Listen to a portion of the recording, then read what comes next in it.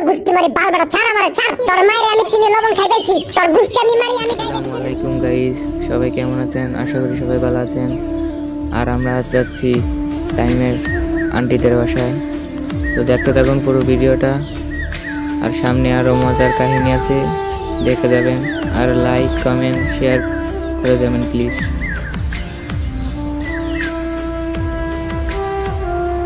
তো আমরা সামনে যেতেই দেখলাম একটা বিড়াল, আর তামিম সেই বিড়ালটাকে ধরতে চাইলো, কিন্তু ধরতে পারে না।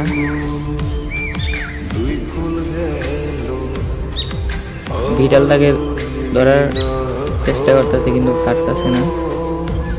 বিড়ালটা পলায় রয়েছে ওর ধরে। আমরা বুঝতে পারলাম যে এটা একটা পোষা বিড়াল। তো বিড়ালটা ঘরের ভিতরে গিয়ে পলালো, আর বিড়ালটার ছবি তুলছি, দেখেন কি সুন্দর।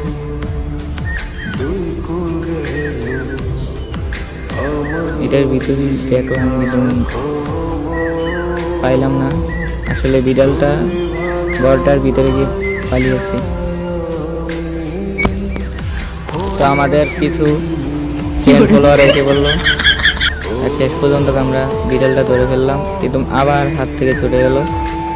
আসলে বিড়ালটা হলো আমাদের স্কুলে পরে আমার বান্ধবী। তো বিড়ালটা ধরার চেষ্টা করলো কিন্তু পারলো না, এসে বললো আমার বান্ধবী ধরার চেষ্টা করলো কিন্তু পারতেছে না, অবশেষে ধরে ফেললো। আর তামিম সে বিড়ালটাকে